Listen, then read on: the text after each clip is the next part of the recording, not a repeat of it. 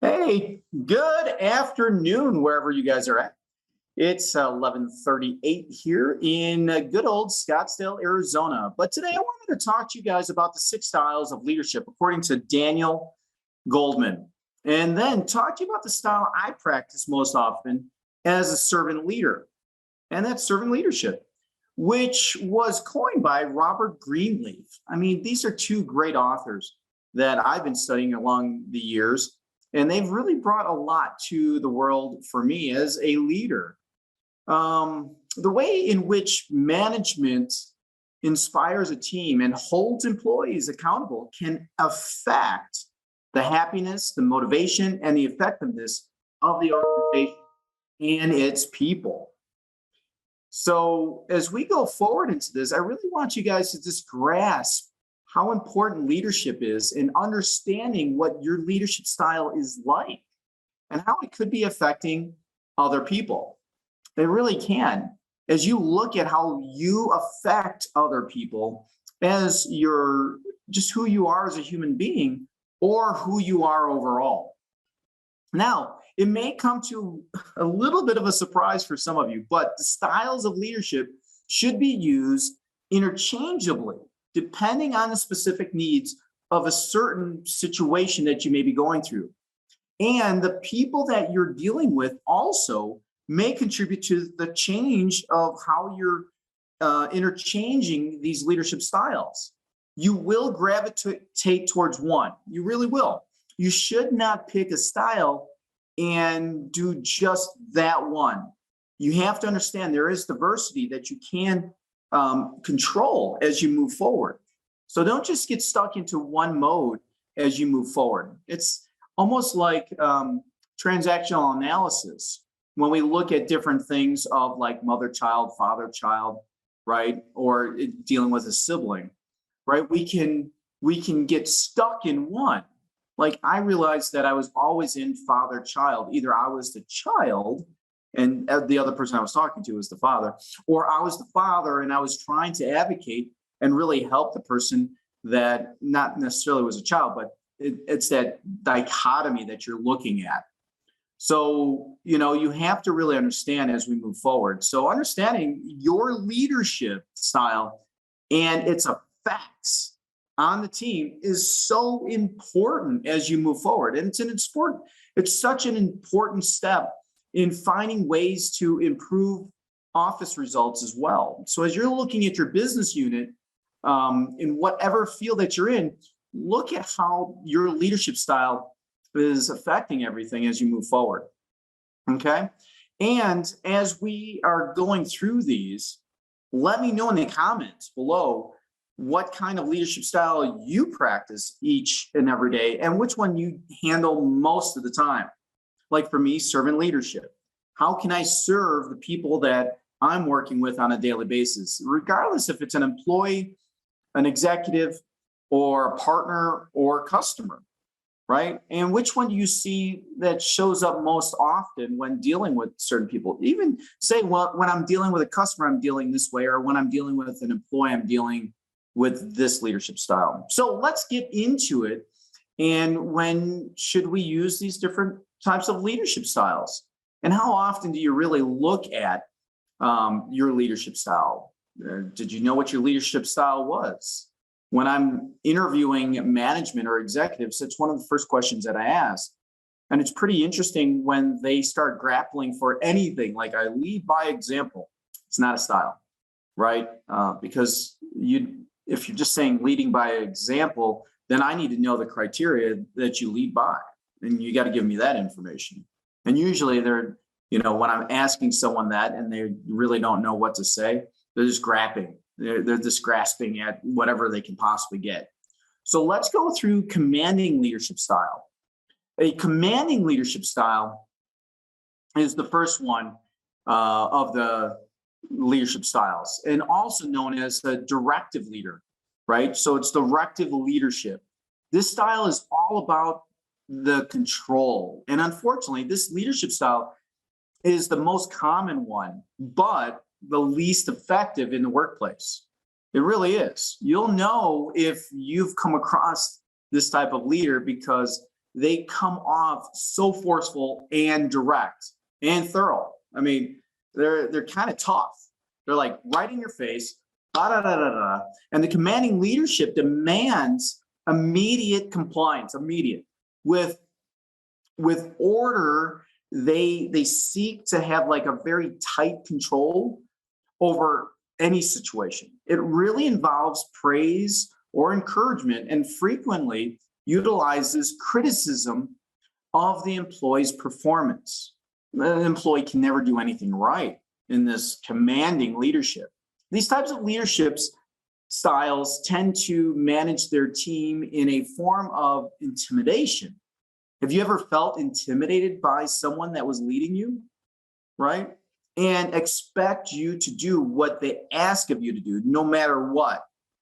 All right? You may see this type of style only in the workplace, but in the military also, you'll see this. And some would say this is more like an authoritative type of feel, but we'll get into that a little bit further. And in the workforce, though, this style is sometimes the best option when there's a true crisis that's amiss. It's just, oh my gosh, everything's just going crazy. And as that true crisis is happening, and or a business needs a fast turnaround, there's times I've had to step into this commanding leadership role, and having someone that is willing to take over and make the tough calls is needed in order to get things situated. There's been times I've had to take this step, and it's not the one that I go to. It's not my first, but you just have to be careful to not use it at the expense of the other employees and the morale of your company. The next one is a visionary leader. When that visionary leadership style comes out, they're looking into the future. They're predicting the future. They're writing the future. The journey that we're going to go on is what they're setting out to be, right? They're also trying to set out to have you be somewhere as well. They can see where this vision's going, and they want you along for the ride. You may not be ready for this yet, but they're getting you set up for that next step. So the next style that we're going to be talking about is the visionary leadership style. And the leadership style is widely seen as a key strategic change. So when we're talking about organizational development or organizational change, this visionary leadership really comes into place. Unfortunately, sometimes leaders will only go into this when they're putting a business plan together for a quarter, a sprint, or a year sprint. And they're there and then they're gone. They check out of it.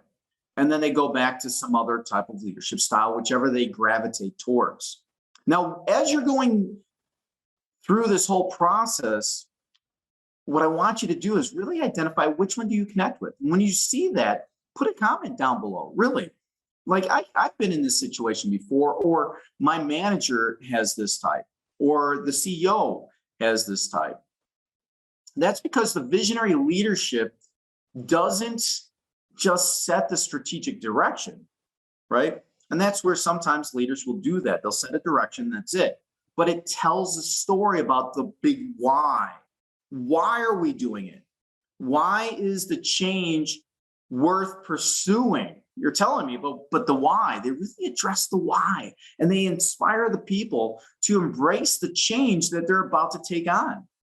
I mean, this type of leader understands that inspiring and motivating employees to embrace the discipline and the creativity required to make this vision a reality, in turn, cultivates the greater productivity. I mean, truly, they really do. And now this leadership style is the most effective when the organization needs a dramatic new direction, such as during a corporate turnaround. I've gone through, in 24 years now of business, I've gone through corporate turnarounds at least 3 times. It's like every 7 years, you have to have a corporate turnaround. It's crazy. So, however, it's less likely to be effective when you're working with a team that has more experience than you do.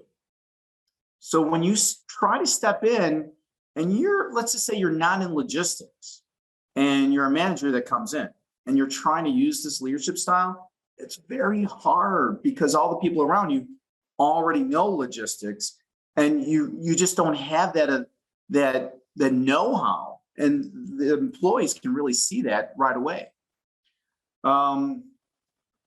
So which brings me to affiliative leadership. So when we're looking at this, when we look at this leadership style, the leadership style is highly focused on creating trust and the emotional bonds that promote belonging to the organization as a whole, or even the department, right?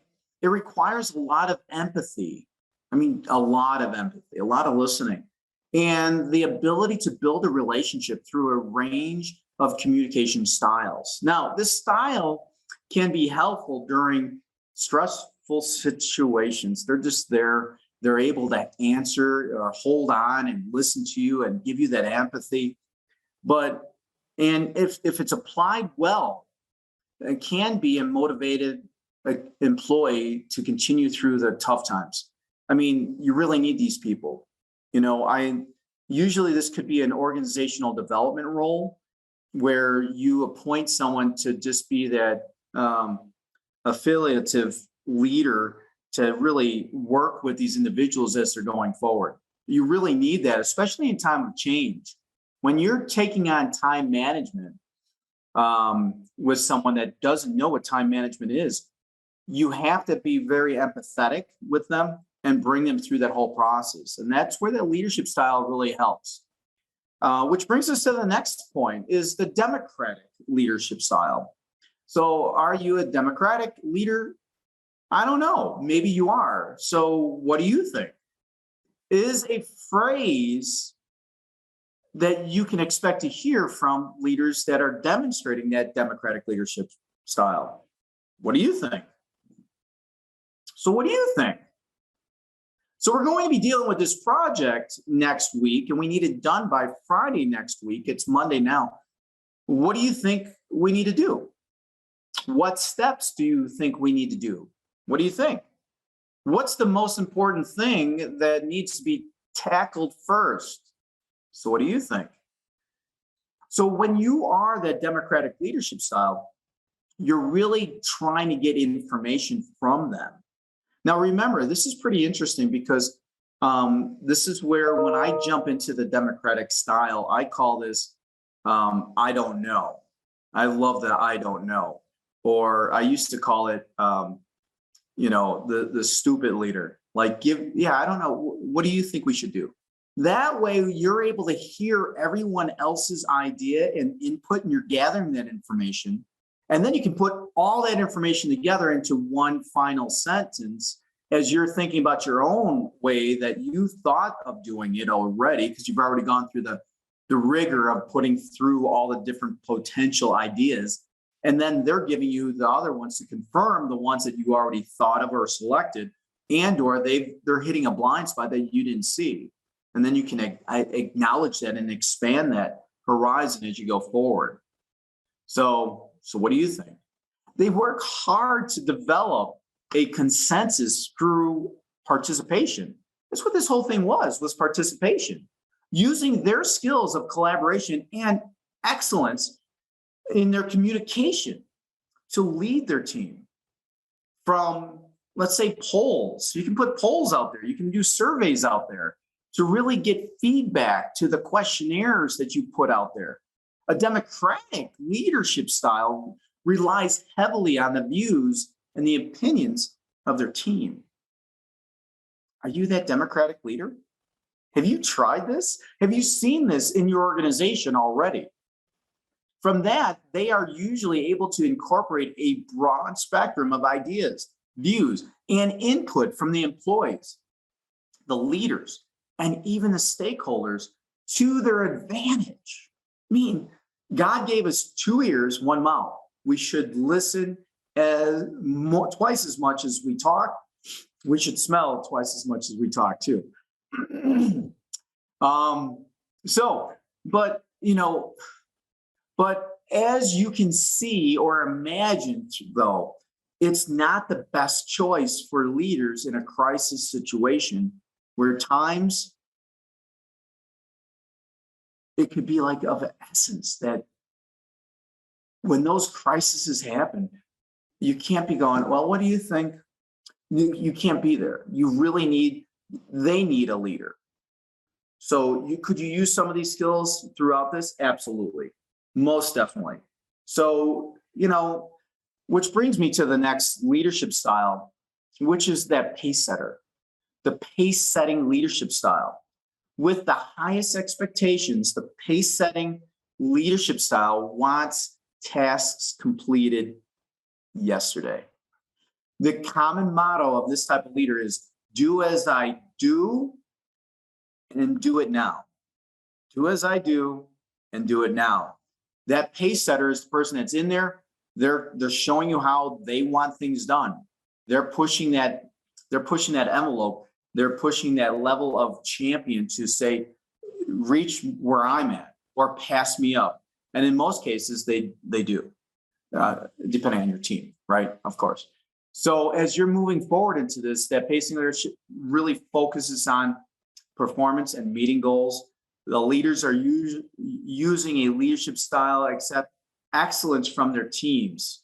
And often the leader will jump in themselves to make sure that goal is met no matter what.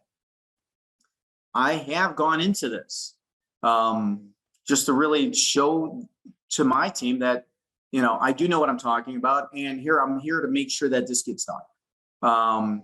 And I'm enjoying it. I'm enjoying working with their team and so forth as we move forward. And it's common in sales departments, but not exclusive to them. It just isn't.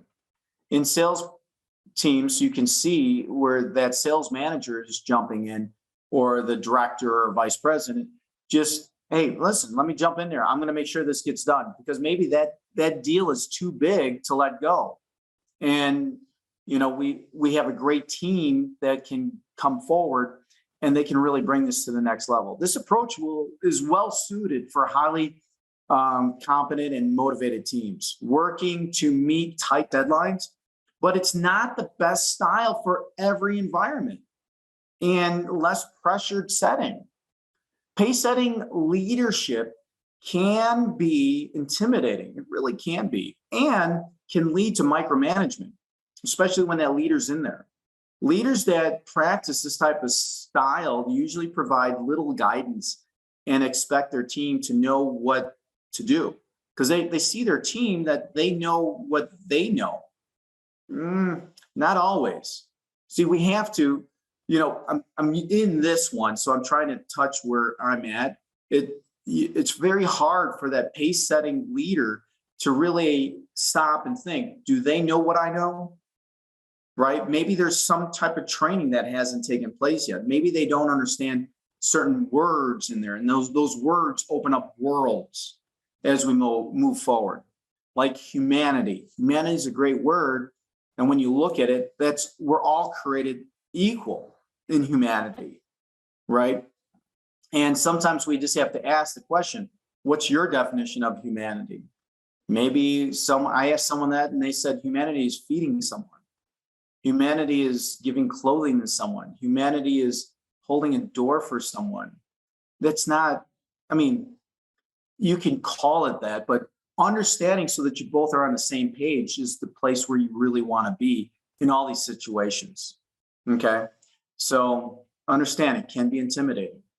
And this style should be used sparingly, because it can cause an employee to feel like they aren't keeping up with their leader and they are falling behind or failing in their efforts, or even could cause burnout. So look at that when you're in that situation, either with your current boss, a past boss. As you leave your comments, talk about your past bosses, not necessarily your current boss, unless you want to point that out, or yours. Or, there was a time that I did use pace setting leadership style. And when I did that, I burned out my top 3 people. So you have to identify that, and that helps us grow as individuals. The next one is coaching. I mean, sometimes I don't see leaders get into the coaching leadership style, and that's so essential. And it's the last of the 6 that I mentioned by Daniel Goldman. And it's the coaching leadership style. I mean, what a great one. This is great. The leadership style connects people to their personal goals with the organization's goals. So we take their goals with the organization's goals and we mush them both together. And we say how they can fit. And it's almost like a bookend, right? One bookend here, one bookend here, and we bring it both together. Employees usually feel coaching leaders are investing in the growth and taking the time to build individual skills for success.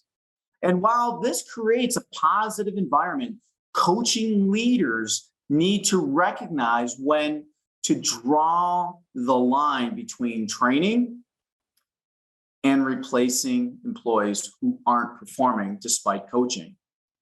This is where I will usually just say, okay, I'm done coaching, and I just move on. It doesn't mean that they can't learn. Sometimes it says they're good and they don't need me anymore. And sometimes it just means they're not coachable. And usually abruptly they'll figure out they're not coachable.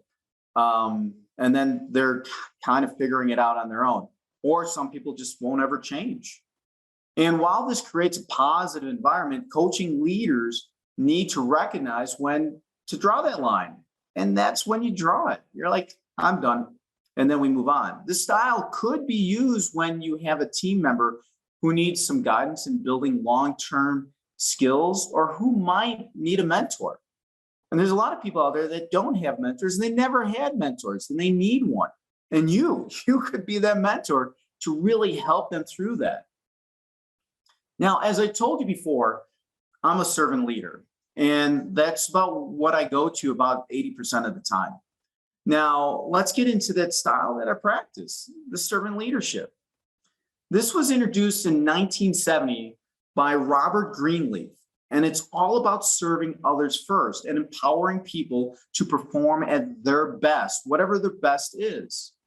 Sometimes I can't see my best, and I need a coach to help me say, this is your best. Your best is up here, Jim. You're not really getting there. Okay, I'll go there. No problem. And I can react pretty quickly. It focuses on serving others to help them grow. The people that I do coach, I really focus on how to serve them and how to help them grow. Sometimes they don't want to hear it, right? Most other owners would not have told them. I tell them, I'm like, here you go. It's part of who I am, is being authentic, my true self, and exercising my leadership as my natural self-expression. Otherwise, I'm not being authentic to myself. It's a lie. And how many of us have gone through life as a lie for a day, a week, a year, and we just have to identify that. Maybe we're trying to be a leader and we're not really that good. Maybe we say we care about something, but we don't really study that much on it. As a servant leader, you put the needs of your employees first and foremost and help them develop and perform to the best of their ability, right? Their ability, not your ability, their ability. I do want to add, though, that servant leaders aren't much of a style or a technique, right? More so, it's a way of behaviors that you adopt over the long term. I mean, really, you have to develop these behaviors as you go forward. So as we go forward, I just want to take a look and see if we have any comments for today. And let me just take a look here. By doing the work, it's easy to tell someone, but when they see you get your hands dirty, it goes a long way. Dan, I agree with you 100%. And sometimes we have to step into that. Mark says coaching and visionary, and then visionary. That's great. That's a great task. But understanding that these leadership styles are like gears in a car for the manual driving, right? First gear, second gear, third gear, fourth gear, fifth gear, reverse. Some people might not know what that is. I mean, I still have a car that has a manual. So yes, military style leadership. Exactly, Julie. Thank you. Diane says, isn't it a good style during crisis though? Yeah. I mean, the commanding leadership style, Diana. Yeah, I agree 100%. Let's see what else we have here. What do you think is the most difficult leadership style to embody, but use when necessary? You know, I would probably say the authoritative leadership, as we're going through this, that pace setting. That's really, really tough for me. I used to do it all the time. And then I realized I'm not going to do that anymore. But that would be the hardest one for me. Yeah, I would say that. But once again, during my journey as the CEO of this company for 24 years, I've found it difficult for each one of them. Everything that I've found difficult, Jennifer, I really put more and more time into it. Maybe I read another book on leadership. I think I have 4 leadership books right now that I'm in the process of reading. Right now, I'm on the Intelligent Investor book. I mean, it's pretty intense. I'm somewhere in here, but it's a great book. I'm always reading, but this is from Benjamin Graham. Great book if you're an investor. If you're not a reader, don't read that because it's really technical and it's really deep. So that was a good one, Jennifer. Let's see what other questions or comments that we have. We have none, so this is great.